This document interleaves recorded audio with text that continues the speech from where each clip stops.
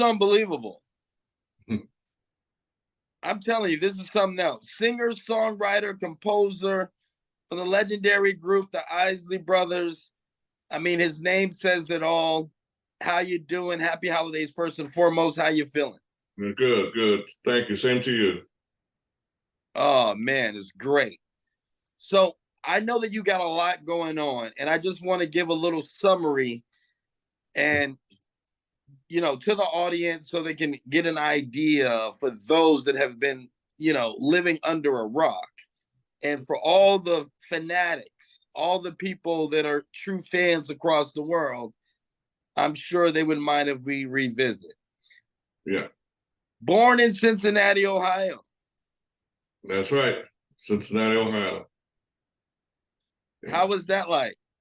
Well, it wasn't too different than New York, but Cincinnati is basically a suburban kind of area. A lot of suburban area in the downtown area, but it's a lot of creative people come out of the Cincinnati area and Ohio. The state of Ohio too.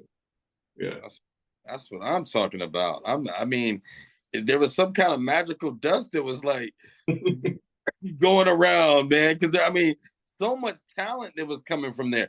When did God reveal to you your musical gifts? Quite early actually. I was like 7 years old, and I always loved music, and the R&B music was like the first love I had. And I would listen to the radio, and my mother had a piano, and I would go over to the piano and try to work out the chords to the songs. And my mother saw me doing that, and she said, Chris, you have a good ear for music. You should go and study music, learn how to read music. And she knew this professor at our church that was a musical professor, and she hooked me up with him.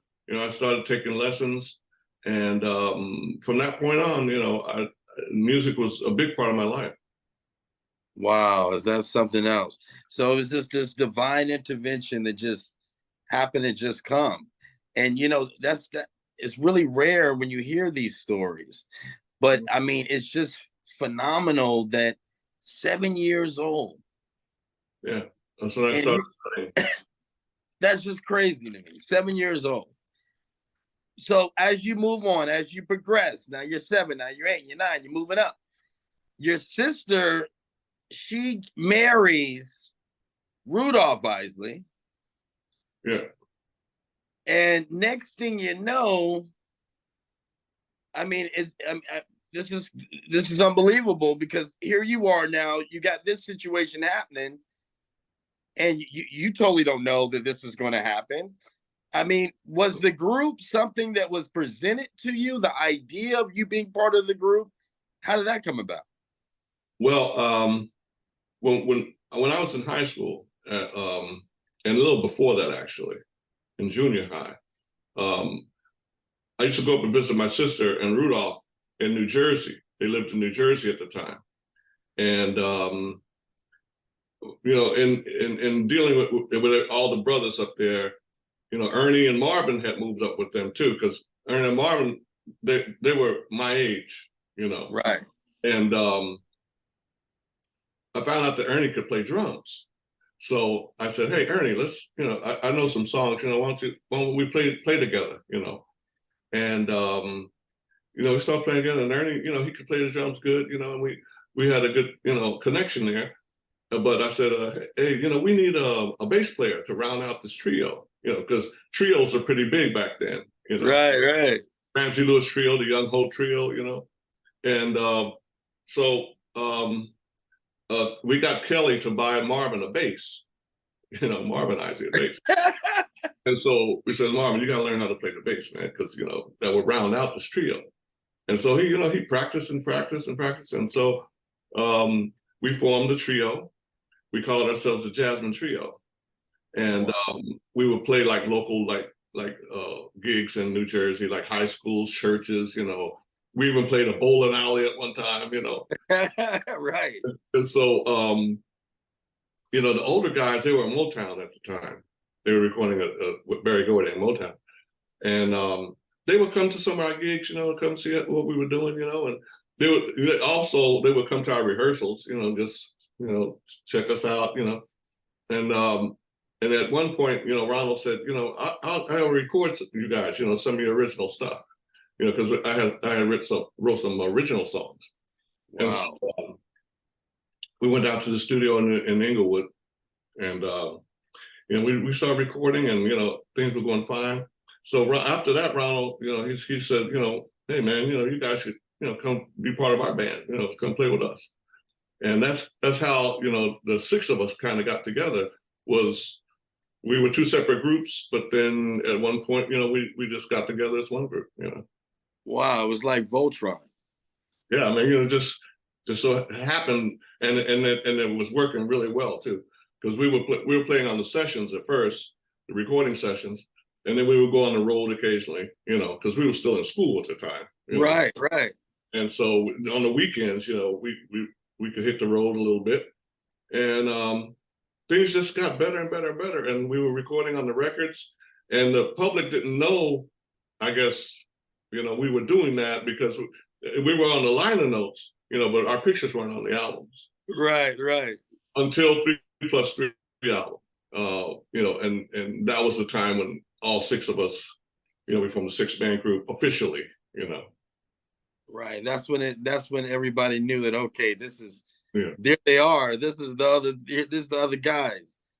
Yeah. And you know what's so cool, man? I just want to tell you, because I originally grew up in Miami, and so my mother, huge Isley Brothers fan. Mm-hmm. Matter of fact, I told her about this interview and I almost put her in cardiac arrest. And I just remember seeing the albums and being raised listening to the sound. And let's talk about that sound, because you were so instrumental, with the keyboard, with the synthesizer, Mm-hmm. and developing what is considered the Isley Brothers sound. I mean, was that something that experimental, or how did that come about? Oh, it was intentional. I'm a trained composer. That's what I studied when I went to Juilliard and went to college. And even before that, I was writing original songs for the Jasmine Trio. So that's my thing, composing. And in my educational journey, I learned a lot of things. What produces a certain ambience. When you play, chords. Right. The mood it puts you in, and all those kind of things. So I wanted to create something like what Motown had, an identity. When a Motown record came on, it was Motown. It was Motown. Yeah. You didn't know what artist yet, but the intro, you say, you knew it. That's the Motown, song there. And it's because there was a consistency in the musicians. The same musicians played on almost every record. Right. And they had a really good thing going, as far as the sound was concerned. And I said, I want to have a sound that people can identify. So I started using different chord structures and things, adding different degrees of the scale into my chords that weren't necessarily being used by other artists. Wow. But when our songs would come on, it would have an identity to it, and the synthesizer lines. A lot of times I would compose and I would play things that maybe an orchestra would play, but the synthesizer would take the line. Right. Like For the Love of You, for example, that's like a woodwind kind of thing that a flute or something in the woodwind section would play. But I said, well, this is a synthesizer line, and we can change it just a little bit, the tone a little bit, and make it more commercial. You know what I mean? I always thought in terms of the orchestra, especially with the ballads. Now with the funk, that's a different story.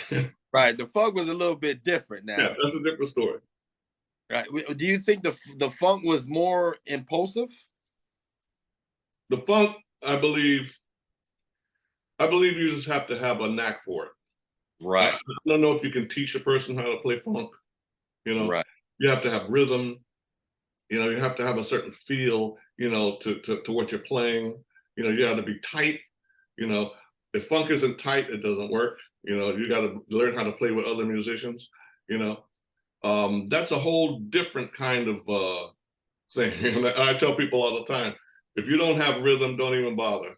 You know, don't bother with playing funk because it's not going to work. You know, yeah, it's a whole different animal. Now, is it true when you were you actually played on, was it a synthesizer that Stevie Wonder played on? Yeah. It's got Malcolm Cecil. He was an engineer and producer. He built this synthesizer. He called it Tonto. It was huge. It looked like you know, like when you go in an airplane cockpit and you see all the dials and things. You know, that's what it looked like. It was huge too. And Wow. Stevie used it on a few albums. You know, and matter of fact, Music of My Mind was one of the albums that really got my attention, you know, because I knew about the synthesizer, but nobody was really using it in that way before Right. Stevie started. And I said, that, you know, that's a good idea. We should, you know, I wish I could, you know, get out there and use that synthesizer, you know, because there's some things I'm hearing that I could use it for, you know. So we went to California, and I think, yeah, the 3+3 album was the first album we used it on, and Highways of My Life was one of the songs that really featured, Yeah, you know, featured it a lot. And I so love and we continued, you know, to work with them for a few more albums. And then I started to get my own synthesizers, you know, from that point, after that point, and started to get different sounds of my own and create, you know, from that point. So yeah, that was a big part of the sound, you know. Wow. And it's great because, you know, when you're in that creative process and you get inspired, and it's almost like that energy is kinetic, you Yes. know, and it just starts traveling, it starts channeling through your veins, and and then you start coming up with these creations. Yeah. And when they stick, it feels good, you know. Yeah, it's like hitting a sweet part of the bat, you know, when you're at the plate and it's like, you know, it's gone, you know.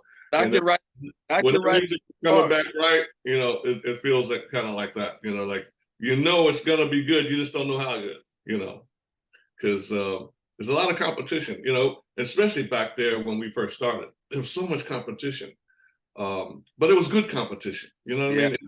It like kept you on your toes. right. You know, Aretha, James Brown, My you know, goodness. all the Motown, Stax, you know, Philly International. Oh my I mean, gosh. you know, it was just so much good stuff out there that you had to be on your toes. You know, Earth, Wind, and Fire. You know, there's like Sly, Family Oh, Stone. It's like, hey. but you know, it kept you on your toes. You know, what I mean, it kept you thinking. It's like, what else can I do? You know, and that's what I was always doing. I was always trying to come up with another idea. You know. And so all these ideas are dancing around in your head. I mean, like they can't, you can't turn off the button, right? Oh, And now it's like you're constantly in songwriting mode. What was your songwriting process? Was it things that were inspiring you that were going on in the world? Was there anything specific that tapped you in? well, a lot of things inspired me. Like people I used to follow. I used to follow Sam Cooke. You know, Marvin Gaye, of course. Yeah. Uh, you know, I mentioned Sly. You know, with the funk side of things. Uh, you know, Earth, Wind, and Fire. We followed them. You know, whoever had something going that was hot. You know, Stevie Wonder, of course, he was a influence too. Um, but I wanted to take what I heard and come up with something original too. You know what I No, mean? right. Because that's important to be exposed to a lot of things, and a lot of different sounds. Even classical. I was inspired by Debussy and Ravel and Gershwin. You know those people. All that is in my head too. All the things I Yeah. learned in class because I grew up studying classical. So all of those things are always there, and I draw from them a lot, especially in a lot of my intros. Like I mentioned, Highway of My Life. Lover's Eve, even Sensuality and other songs that I had intros to. A lot of it's inspired by classical, just bringing that element right in, a little bit, a little taste. You can't bring too much because, you don't want to go too far. Right. Classical, but, a little bit of that is there. And that's why I advise, musicians, try to expose yourself to as many things as possible, because you never know, when you can use it, That's right. And I intentionally used classical and jazz and R&B and kind of tried to merge them together. That was intentional, and that's one of that creates the sound. That's something. And I think that by you experimenting and putting them all together, it created this dynamic, man, that's just like, I don't know, it was very global. There were so many people that were able to relate musically to what you were translating. Yeah, it's I always wanted to, especially if I had a message in the song, I wanted to reach as many people as possible. So sometimes when you get those different genres in, you will broaden your base. That's right. You will broaden your base, but you can't start off with that idea of broadening your base. You have to start off with the idea of coming up with a good core song, a good core idea that, if you play on one instrument, you say, hey, I got something. You don't need a whole band to recognize if you have something really good. So that core idea is what you start with. And then as the production end of it, you can start, considering other things. Right. You know what? I'm actually taking notes here. This is turning into a masterclass, Chris. Electronic music whiz. Now, we mentioned, we talk about originality, we talk about the process. Now let's talk about the transition. So now you go into Jasper Isley, new chapter in your life. But is it much kind of like the same? How was that? It was kind of the same, actually, except the vocals. That's the only thing that was different. The same recording process we were doing. I had the same approach to songwriting, basically, but it just had different ideas, and that kind of expanded too. The kind of music we could do, expanded a bit, because we as individuals, like I have more of a classical thing going. Ernie had the rock thing going, like the Jimi Hendrix kind of thing. So we kind of expanded on those two things, the ballads and everything. And Caravan of Love was the perfect example. Oh, I was just about to mention that one. Yes. A song that reached a broad audience. Right. And people know that song all over the world. And it's incredible. I just knew I had a good core idea. I was walking around with the guitar one day and just filling out some chords, And right. I had that chord progression. I said, hey, that's something solid right there. So it started from that point, just practicing. And a lot of ideas start that way, just from practicing.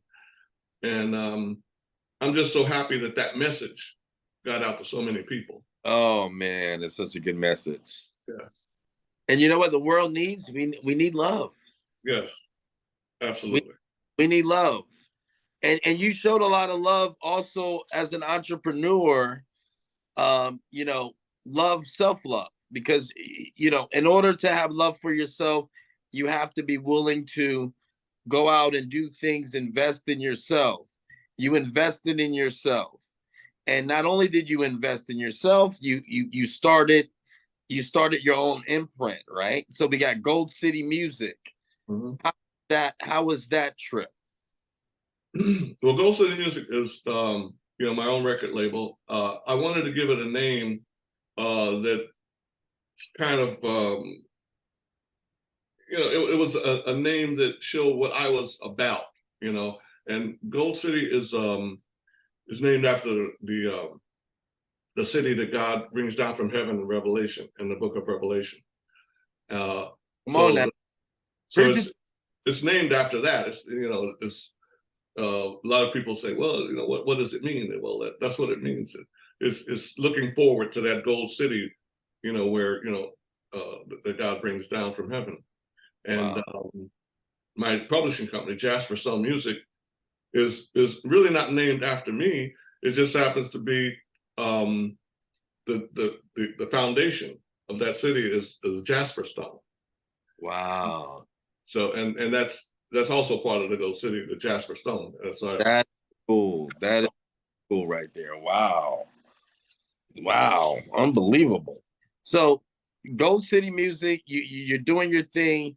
You're a solo artist. You're getting into that in that field now. You're saying, okay, I want to do my solo thing. Was that something that you did you feel like that was something that was the next step for you? Like, you know, I want to now just start doing my thing on a solo tip. well, I didn't plan it that way. But actually, I was looking forward to the next Ozzy Jasper Ozzy album, the fourth one, but we couldn't record it because Ernie had resigned from the group. Ah, Um, so I was sitting there with the CBS execs, you know, because I didn't know about it. You know, they told me about it. You know, oh, so now you like what? I'm sitting there, you know, because the meeting was to talk about the next album, you know, and I didn't know that Ernie had resigned, and I was sitting there. It kind of caught me by surprise, and so I said, okay, well, and then they said to me, well, you know, would you do an album? I said, I could do an album, yeah, sure, and that's how, you know, I did my first solo album, Super Bad, Wow. and it just kept going from there. You know? It did. It kept going from there. And then it also came down to you doing your 18th solo album. So, I mean, just look at how it kept going from there. Yeah, just I mean, you know, and that's one thing that I always was able to do, and I thank God for it, is to come up with ideas. You know, come up with song ideas. You know, write the lyrics. You know, and put put the whole thing together. You know, Right. I was always, even with the Isley Brothers, I was there from the beginning of the process to the end. You know, every album, and I really learned a lot doing that. And you know, I just put all of the, you know, the things that I learned and put it uh, in my albums. You know, when I went solo, you know, I would record like basically the same way, except for I was just in the studio with the engineer. That was it. Right. It was just me and the engineer in there. And but now, you know, my son takes on a lot of that uh, responsibility, like what the engineers would do. And then I have another guy that mixes, that makes the Caravan. I hooked back up with him again, Dave Dashinger. He's got a really good ear for music, and I just recently hooked back up with him. Found him actually, and but it's just basically me in there, you know, laying down tracks, laying down vocals. I do all my backgrounds, you know. My Still wife go. in a while will come in and do a part, you know, but I lay down all my music. And speaking of your wife, it started with a kiss. Yeah, I just earlier this morning I was having a cup of black coffee and I was just kicking back, relaxing, and I was just enjoying that tune, man. That's yeah, a beautiful record. yeah. Thank you. Yeah, that came out Valentine's Day this year Valentine's Day. Yeah. So now the big question is, what does the audience, what does the world have to wait for the new projects that you got coming down the pipeline? Well, there's a couple of compilations I'm going to put together. First of all, and one is a funk compilation. You know, all original funk stuff. Uh, And the other one is gospel, because there's some gospel songs that people like that are maybe just on a different album, different albums. So the ones that really make sense to put together, musically, I'm gonna do that gospel album and then a funk compilation. That's the first two things that's coming for next year. And then I may have, something else toward the end of next year. Another studio album I'm working on some ideas now. But I'm always thinking of stuff. I mean, I can't turn the stereo off, It's always going. Something's happening. Look, you're thinking right now, Chris. I know it. Yeah, I got some pretty good ideas right now that I'm working on, but I like to reflect on them for a while, especially because since I've done so many albums, Yeah. I want to do something again that I've done before, Right. I always make it kind of fresh, Fight the Power. As we end this off, what an important record. Yeah, it was. How did that experience come about, and what does that mean to you? And to know that record, to hear that record, to digest that record, and to know that it's still so relevant in today's times, how does that make you feel? I remember when we finished recording it and it came out, the song had just come out, right? Like maybe been out a week. And I'm driving in my car and I'm switching. I'll switch around on the dials, see who's playing what, So I said, let me see what AM's playing today. And I hit the thing, and WABC was playing Fight the Power. I turned around, see, because WABC, they were the top 40 station. They only played 13 records over and over again. That's it. You couldn't hardly get on there, especially R&B songs. You'd have to show sales, you'd have to show, airplay activity. You'd have to be like a number one R&B before they right. WABC was playing it as soon as it came out. I turned around. I said, I came back to the house and said, Ernie, I just heard Fight the Power on WABC. Oh my God. That's got to be, it's got to be a big record now, because they don't go on any, they wouldn't go on records right away. No way. And from that point on, everybody jumped on it. Everybody played that record. And I remember when we recorded it, the word, the BS, I don't know if I can curse on there or not, but the bullshit, that was nonsense. It was written nonsense on the That's paper. what it was written. That was it. Oh, okay. That's what found the lyric sheet. And when Ronald started singing it, he got to that part and he said bullshit. And we all said, whoa, wait a second. We should kind of pause for a minute, and said, well, you know what? That's what people would actually say. That's right. You know what I mean? That's what they would actually say. So what we did, we did a bleep for that word in the mastering studio. We kind of bleeped it out. And then, but on the album, we just left it. We said, wow. On the album, we're just going to leave it like it is, because that's what people are going to say anyway. That's right. You know it. But WABC did their own edit. They didn't use our beat. They did their own musical little thing. And I was saying, wait a minute, man. This record's gonna be big. It ended up being a gold record. And wow. The album was number one. That was on that Heat Is On album was number one. Wow. In the whole country, pop. I'm telling you, man. It's just that record really established something else, Yeah. Because we went from That Lady to Live It Up, which it was another step up. Oh. And then the Heat Is On album, that put us, like on top, really. Over the top. Yeah. And still to the top you are. That was a really a great era in music, I feel, for R&B artists especially. And we did, we did a lot of concerts. We did a lot of touring during that time.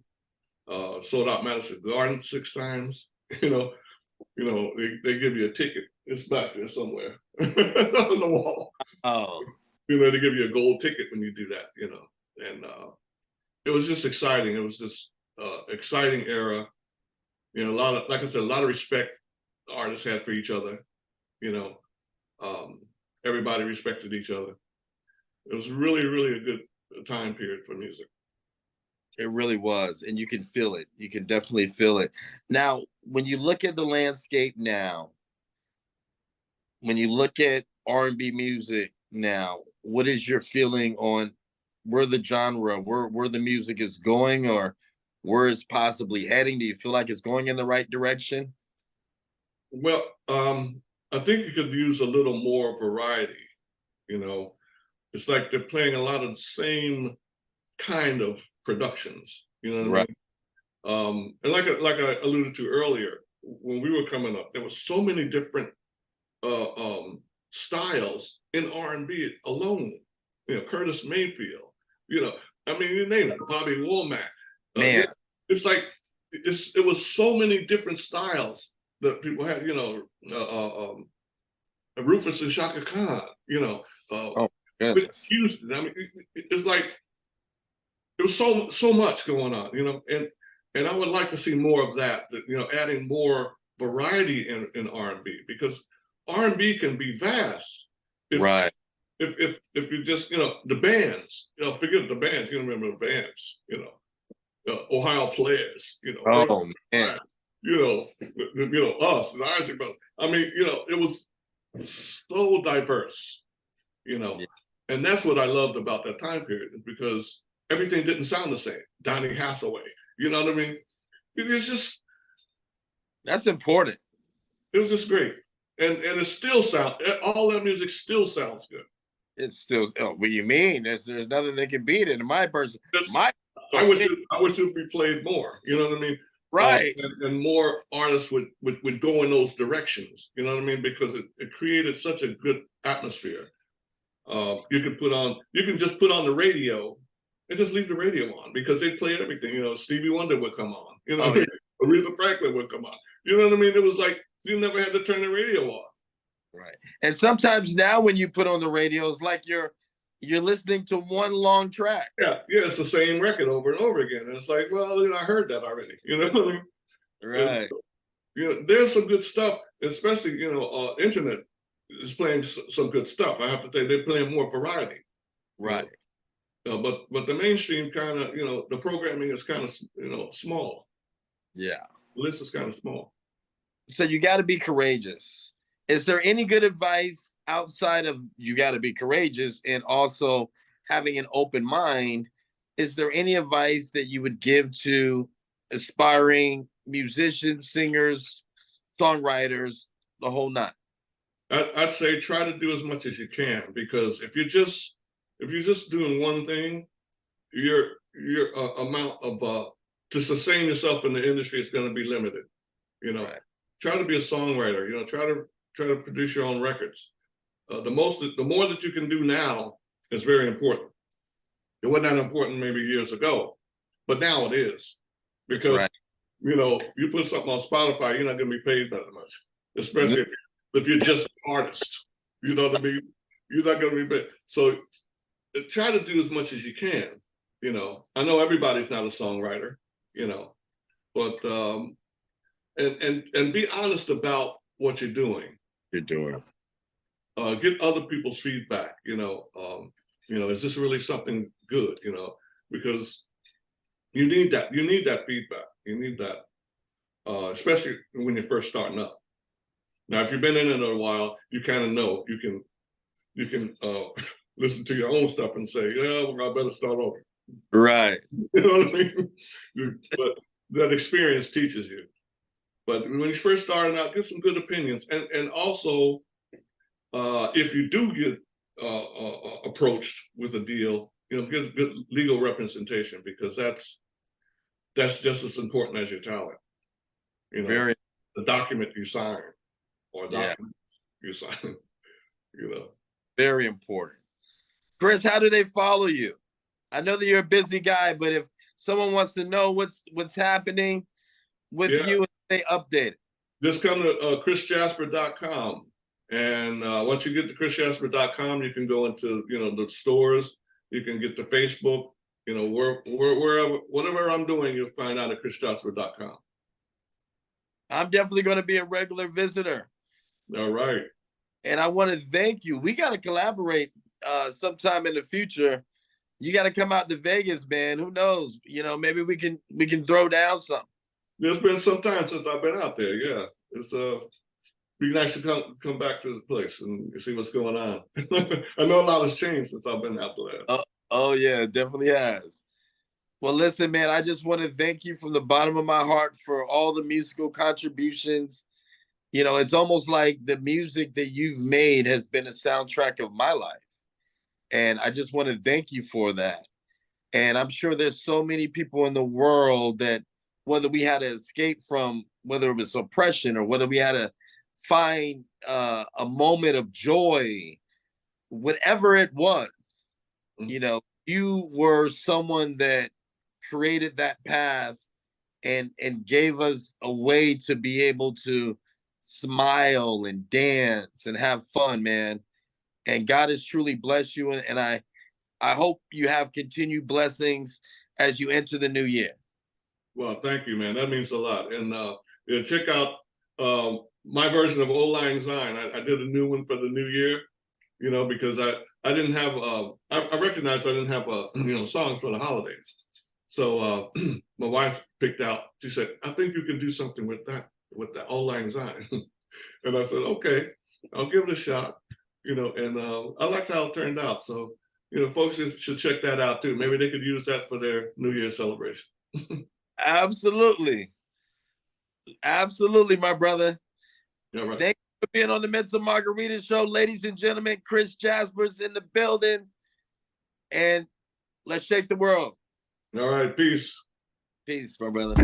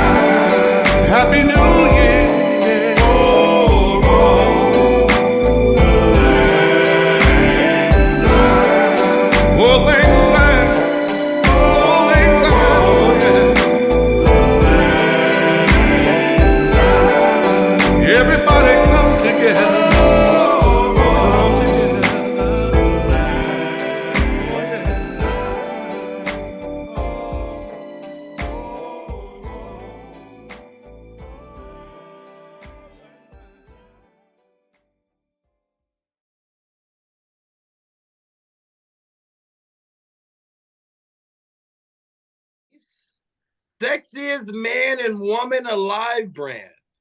Yes. Wow. What's the meaning of this name? I love it. Confidence within yourself, building self-worth. Um, you know, other brands out here, you know, once you put them on, you represent that brand. But when you put this brand here on, you're representing yourself. And come to find out, you know, there's a lot of people out there really don't love themselves, really don't have self-worth due to past relationship or what been said to them as a young youth brought up, you know, through society on especially, you know, kids, you know, being bullied throughout their lives. But, you know, this brand really represent the people, you know, not just one person, you know, not me or Danielle. It's that person feeling good about themselves, knowing their self-worth and confident within themselves. Wow. I you know what? I love the logo. Oh Yeah. man, yes. I mean, it is just fly, man. I'm telling you, that logo design is fantastic. Yeah, Danielle came up with it. She's the mind and brilliant behind 95% of it. Oh man. So how do you guys meet? How do you guys meet? Come on. On you know, on social media, and we just became really good friends. Really, I had a dream and vision and told her, and she just ran with it. You know. That's something else. That is something else. And you know what? It's all it starts with the vision. And you know, sometimes in life, God, you know, well, I say all times in life, but God will speak to you and he'll tell you you need to do something, and he'll put some kind of idea in your head. And a lot of people get these ideas, but they don't push forward with them. What made you guys say, hey, you know what, we can do this? Well, Go ahead, Danielle. actually, during the pandemic, I mean, you've seen a lot of people trying to find other things for a source of incomes. During the pandemic, we also seen a lot of people struggling with mental health. You know, because a lot of people couldn't go anywhere; they had to kind of stay in the house, and so kind of that's what made us really push forward with it. Yeah, that's, you know what, boy, I tell you, we went through some times, didn't we? Right, That right. that was really crazy times. And so promoting self-confidence, being secure with yourself. And you know, this is a problem. And Mm-hmm. and this is something that we all face this at some point in life, right? Right, Right. right. We have insecurities and things of that nature.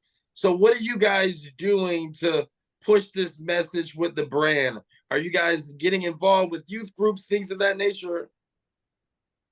Yeah, so we actually was involved with it's called No Child Left Behind. It's basically with the youth, pretty much if they're homeless, struggling and things like that. So I've also actually have did women's conferences, multiple women conference. When Queens Meet is one of the ones that we did, and just pretty much spreading the word out there and talking to people one-on-one. You know, even people that do have confidence. How do you maintain that confidence? You know, Right. just like you said, we all go through that. So, That is so true. How do you maintain it? And so, Curtis, it seems like you're maintaining pretty well over there. You're a fitness guy. I can tell.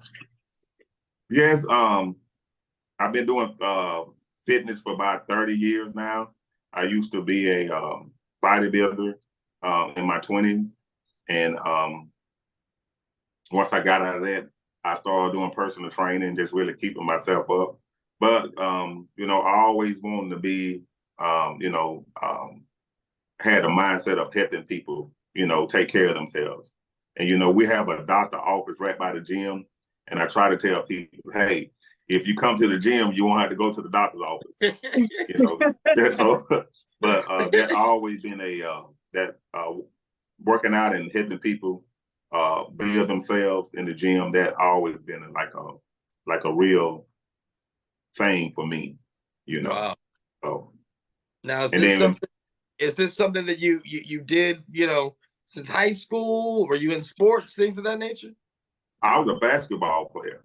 Oh, Once I got out of finished school, I went a couple of years at Alcorn State University. Me and Steve McNair went there. You remember Steve okay. McNair? Yeah, Yeah. me and him went to Alcorn State together.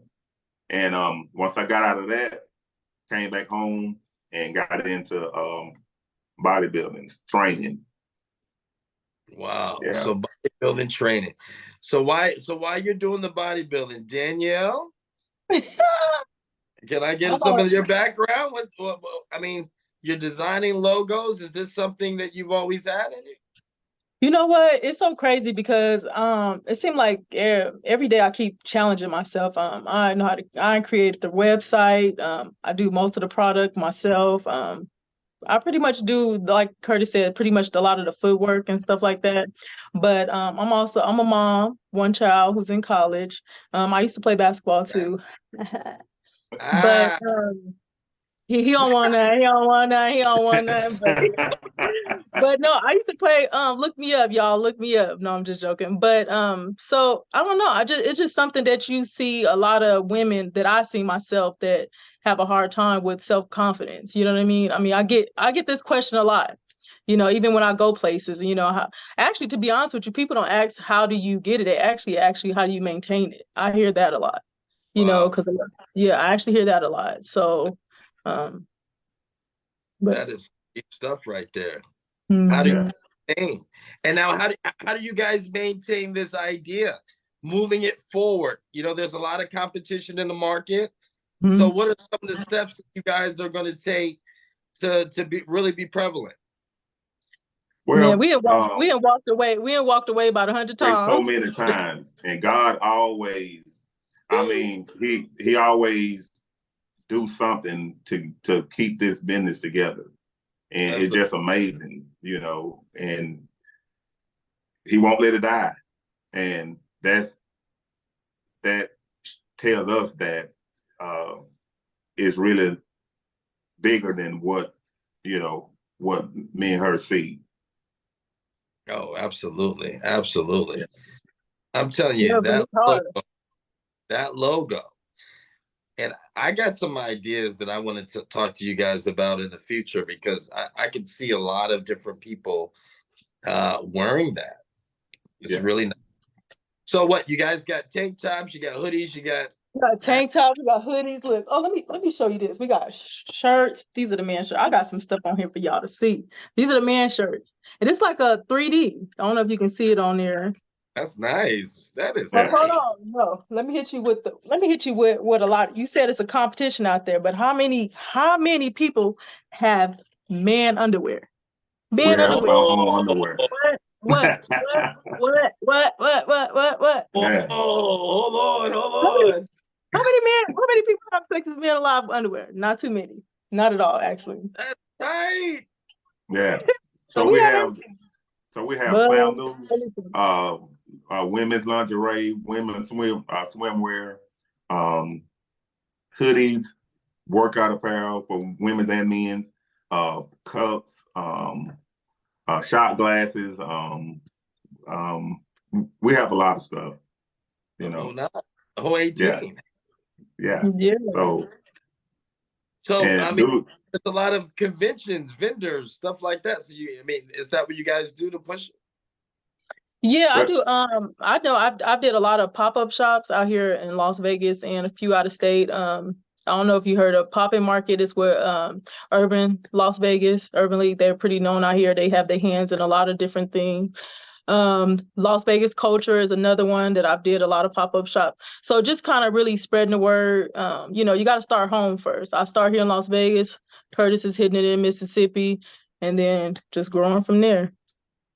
Wow. Now I know that there's something called the Magics, right? Magic convention. Have you guys got your clothes line in there? No, but I went to it though. It's really big. It's huge. It's huge. Yeah. One I day, one day. I can see it now. Yep. Now moving on. Because you guys got me so excited. Uh, Stardom 101 magazine. Tell me about that, guys. What? Go ahead, Curtis. Hit him with it. No, you hit them with it. You hit So, them with it. oh God. So yeah, we featured in Stardom magazine. You know what? Hold that thought. I'm gonna go get it for you. Oh, we got Yeah, an she going to get it. for the Mental Margarita Show. Now we talk. Yeah. So you know, like like I tell you, like down here in Mississippi, it's not a big city like Vegas. Vegas is the running city, but down here on the countryside, it's kind of like touch I and know go about the here, so it's right. I know about the countryside. I got some family in the countryside. It's a whole different thing. And as I'm looking at the brand, I'm also saying, man, like just so many athletes and stuff that you can get the cross market like that. Right. It's a lot of potential there. All right, we got the magazine. Is the magazine? We got that. This is the cover. See y'all right here. I'm so Oh, happy.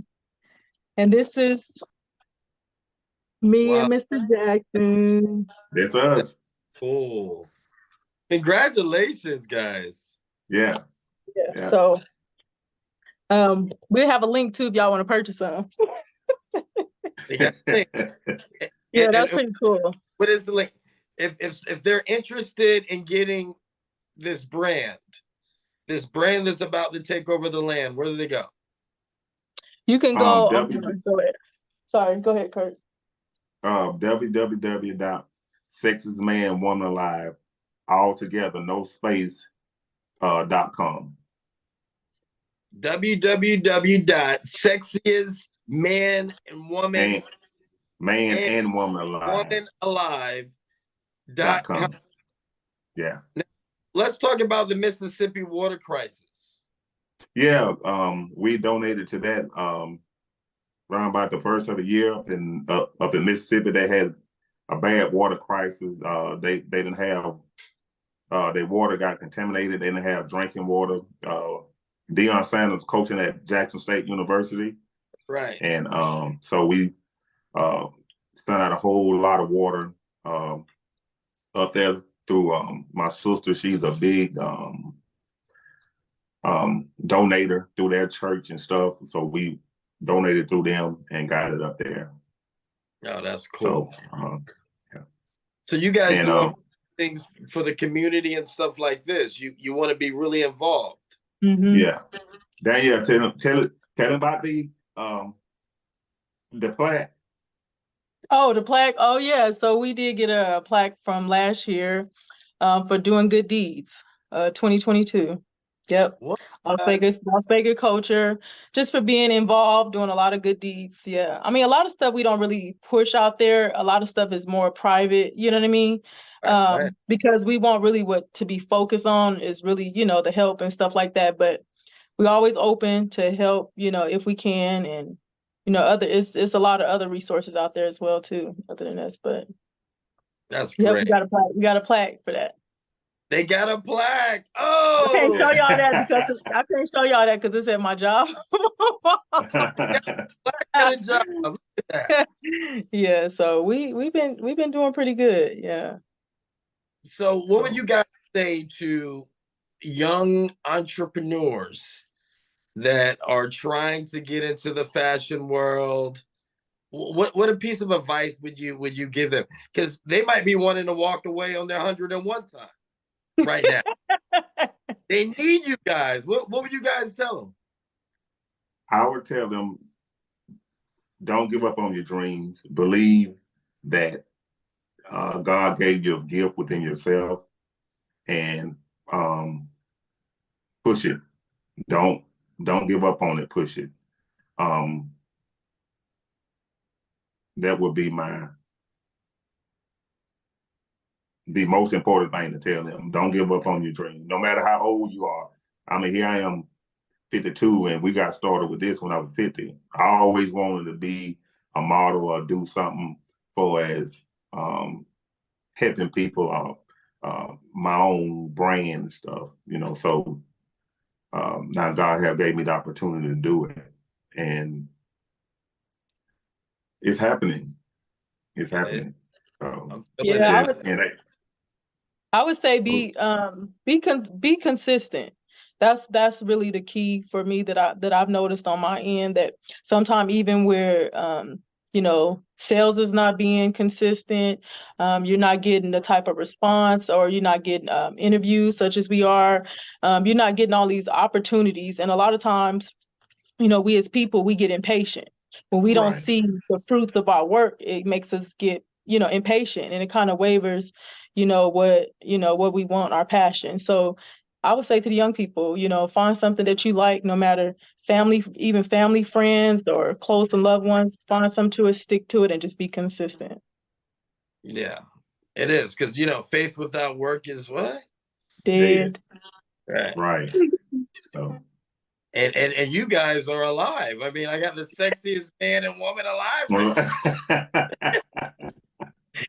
right, right. I'm telling you, I cannot wait to get something, and I'm definitely going to support it. I Oh, want to thank you. thank you so much for Thank being on you. the Margarita show. Yeah.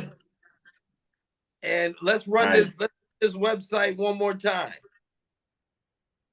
Hit it, Danielle. www.sexiestmanandwomanalive.com. Don't forget Instagram and Facebook. It's not, and TikTok. Facebook, the whole nine. The whole nine. We are everywhere. Meet Thomas Bowen, president and founder of Therapy Blocks LLC and Prototypes of Las Vegas and Pahrump, providing a variety of therapy services for special needs children and adults. Thomas was born and raised in Las Vegas, is husband to his beautiful wife of 22 years, and father of 2. He also served in the United States Navy in the early 2000s and was deployed 3 times. Thomas Bowen just released a book titled The Vision: Landing on My Feet.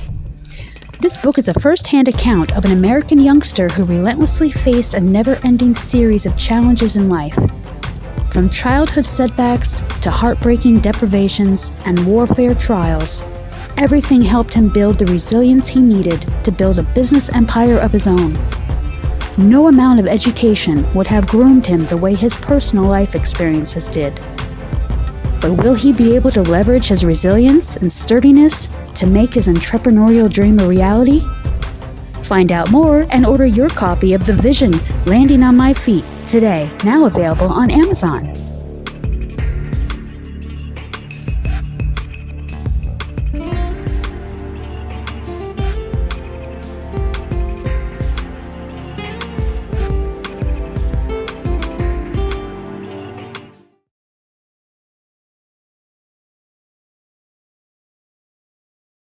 Welcome to the Mental Margarita Show. I have Barbara DiVirgilio with us today, owner of a local Las Vegas winery.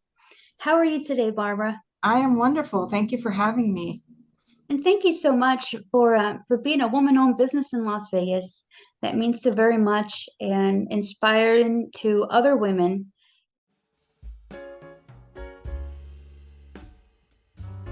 And you folks have an incredible story.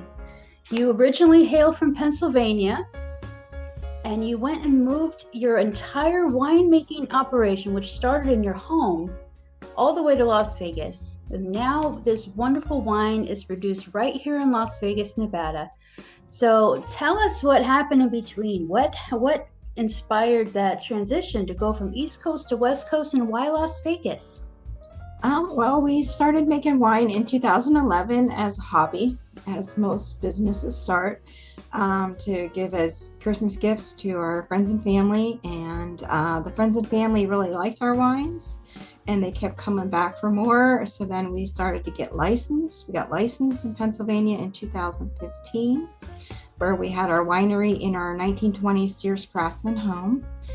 And we had come out to Las Vegas to visit family, and we really liked it. So we closed up business at the end of 2018 and moved to Vegas in 2019. And it was a 3-year process. We had to get ordinances passed through the city of Las Vegas, special use permits. We had to find a space. So that whole process took 3 years to get all of the licensing and to get the renovation done and to get open. Wow. Wow, that's a lot of work. And It was a lot of work.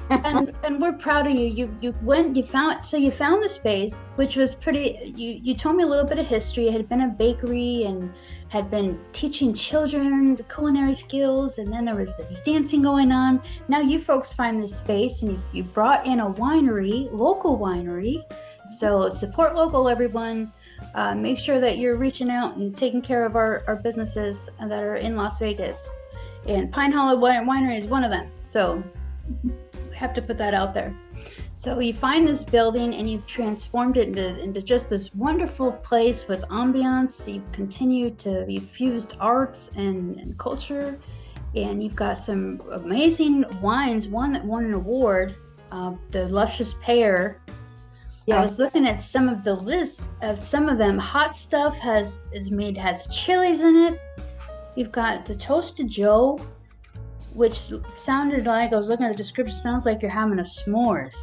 Mm-hmm. Yes, it does. So you've got Not Your Mama's Tea, Monkey Business, your Tropical Splash. There's some really fun combinations. So where does your inspiration come for some of these unusual, not only just unusual names, but just the combination of flavors and things that you chose to make these your signature wines? So where does that come from? When we were coming up with the concept, we wanted our wines to be fun because those are the ones that we remembered. So we wanted all of the names to be fun, and the names kind of match the different ingredients because you don't find wines like ours really anywhere. So we want it to be a stress-free environment that is a lot of fun.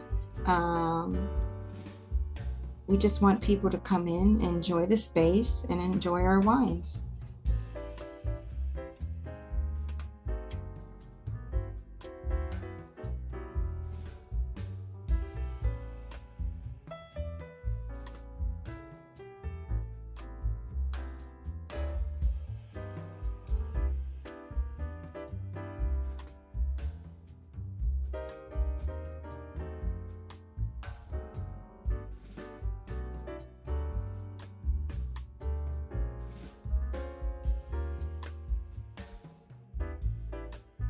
So you started this as a hobby. Now you're a full-fledged winery in Las Vegas, of all places, one of the top destinations for travel.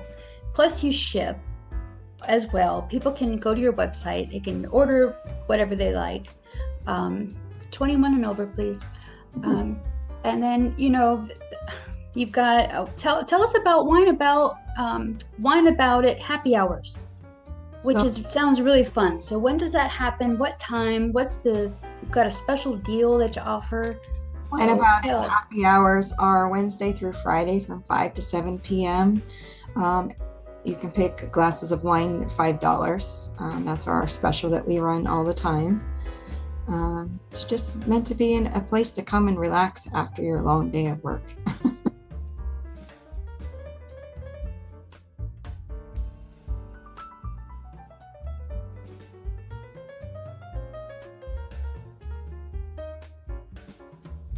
Slushies yes. are also on the menu. So do you have a favorite? Do you have like a top, like your go-to if you just want something that's on the list that's your favorite? The Warm Fuzzy, which is our peach apricot Chardonnay, is my personal favorite wine. We also use that one to make our peach Bellini wine slushies. So that is also my favorite slushie. So we also have a sangria slushie that is made with our blackberry zinger, which is a Cabernet. And then we have a pina colada slushie, which is made from our Monkey Business, which is a Pinot Gris with coconut and yuzu. I personally like to mix the peach and the sangria slushies together.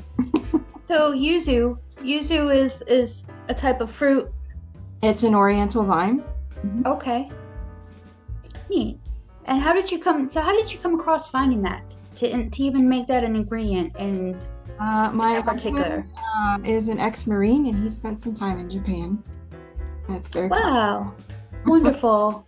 And then we're so proud and we're so grateful for his service, and you know what, we all benefit every day that our active duty and our veterans are out there and keeping us safe. And there's really no words. Really, thank you isn't enough.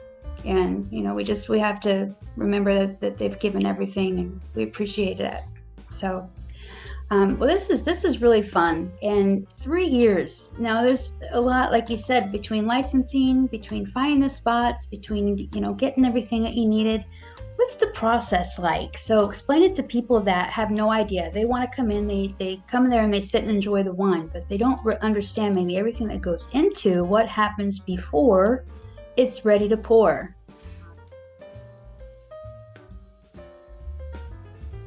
Like I said, we had to get an ordinance passed through the city of Las Vegas to be able to have a winery. They had ordinances for breweries and distilleries, but there were none for wineries. So we had to start there.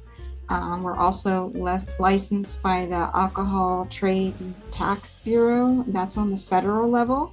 So you have to be federally licensed, licensed by the state. So we have a winery license from the state, and the city, we have a winery license issued by the city. All of those things govern us with the laws and the regulations, which we can do. We have to submit formulas for wine to the federal government. All the formulas and labels on the bottles have to be approved.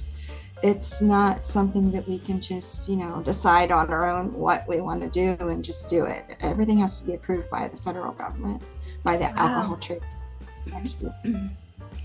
Wow, that's fascinating.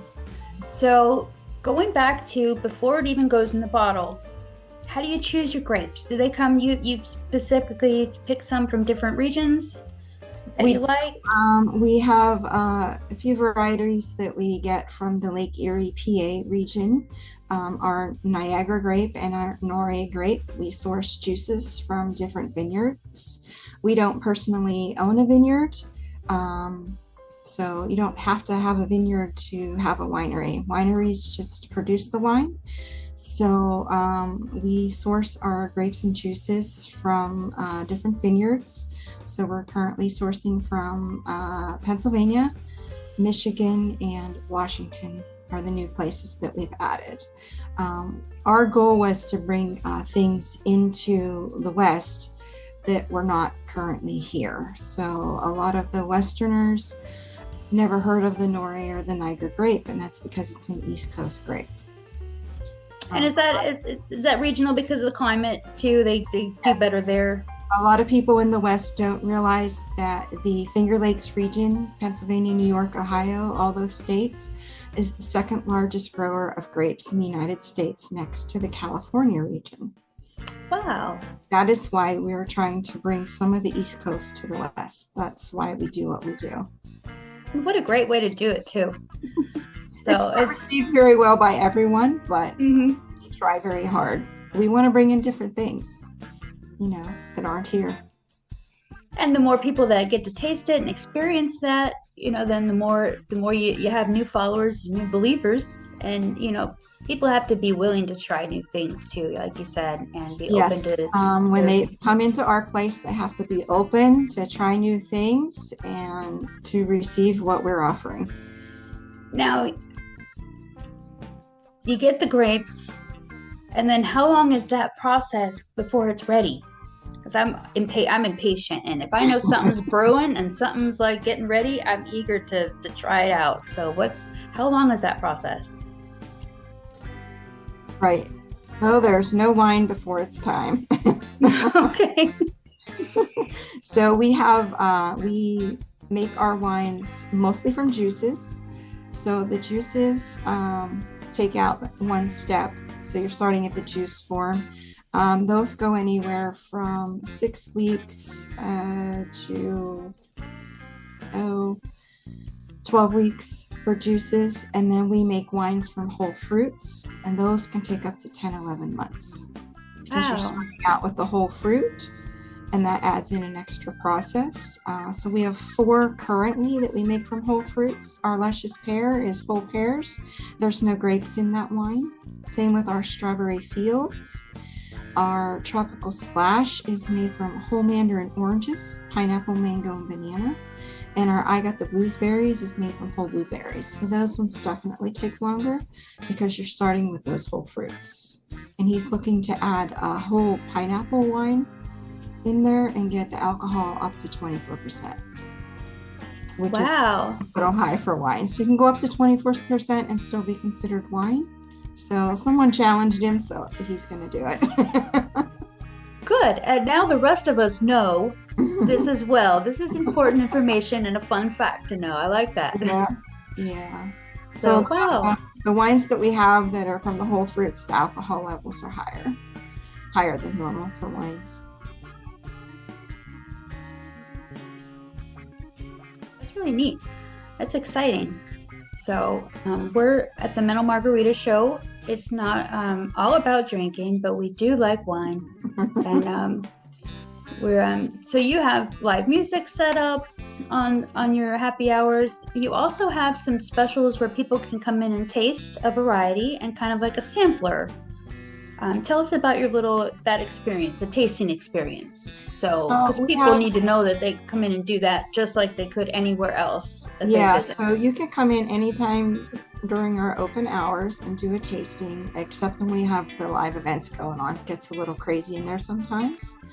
And we want you to have the best tasting experience. So we do limit them during that time. But any other times you can come in and do our flight of 6. Is 6 1-ounce samples, and you get crackers to cleanse your palate in between. Or we have a flight of 8, and you get 8 1-ounce samples with the crackers to cleanse your palate. Dark chocolate from FOM, which is local here in Henderson, and you get a souvenir glass or keychain to keep. Oh, you can pick any 6 or 8 from our menu. Right now we have 16 choices to choose from. Oh, that's great. That's great. Now, later on, the audience is going to get to see some of those. They'll get to see some images of before and after.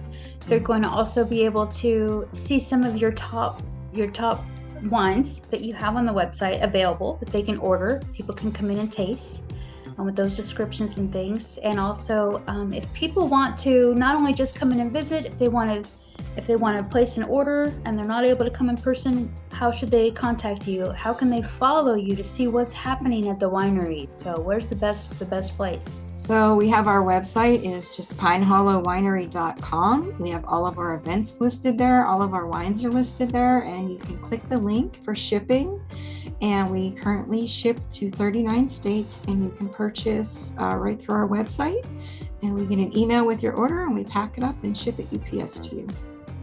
Wonderful. Now, wine makes a great gift. Do you also have gift cards as well? We do. We have gift cards. We will mail them out to you if you want to send them to someone. We have cards that I can put the gift card in and personalize it for you and mail it right out to that person. All they have to do is give us a call and make the payment. And That takes a little guesswork out of the gift giving and holidays. If you need some help with that, definitely Pine Hollow Winery is an option. So is there anything else brewing in the current plans for what's coming up next? Well, we are looking to add some new varietals.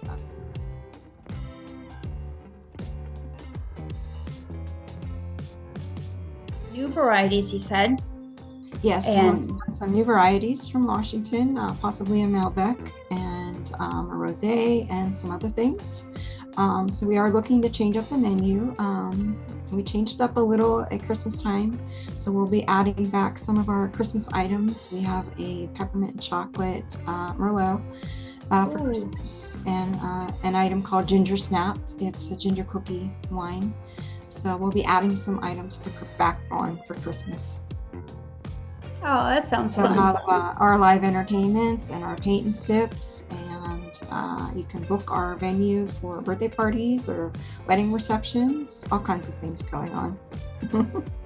Wonderful. Oh, we're so happy that you were on the show. We're so proud of you folks. Congratulations on your grand opening, grand reopening, renovation, remodeling, all that hard work that goes into making the place beautiful and welcoming, and the experience that you're offering to us to come in and enjoy that wine experience. So definitely, folks, if you've never been to a tasting, definitely let Pine Hollow be your first, and definitely it certainly won't be your last. So be sure to visit them over at Pine Hollow Winery. We'll make sure that our audience knows how to contact you and how to follow you and keep track of all these wonderful things going on. Yes, we also have Facebook and Instagram, Pine Hollow Winery Vegas. Wonderful, and thank you so much for having a business here and for everything that you do by contributing to the community with your business, and it means so very much. You're welcome.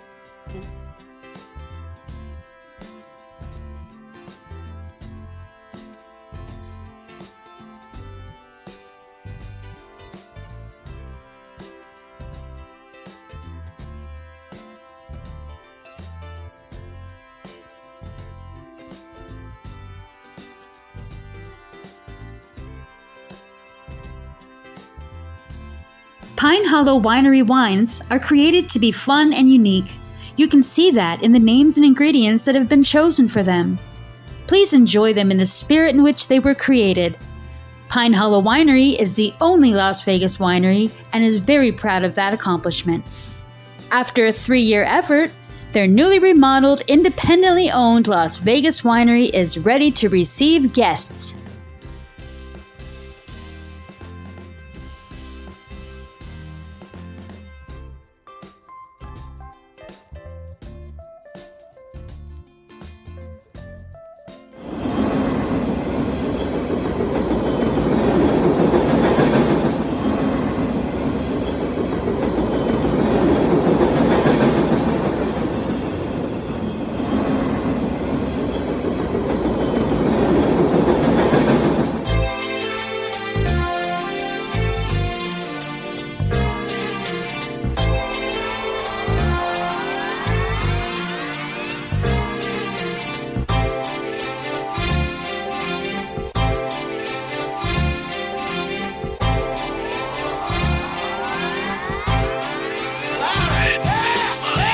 Starstruck, here's a sprinkle of the stardust. Hold your champagne glass and your cigars up.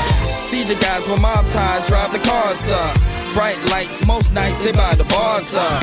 Candy coated Chevy cars on the highway. It's Frankie baby, it's on and this is my way. Dean Martin at the Sands this Friday. With Sammy Davis, here's a little hint where I stay.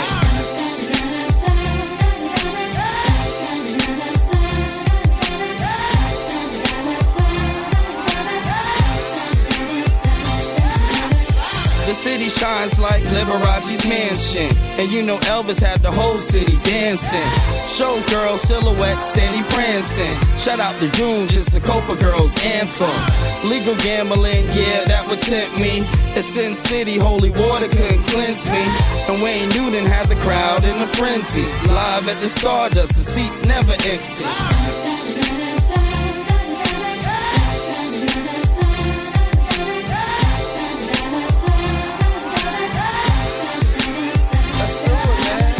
Now if you having a good time in Las Vegas, at a count of 3,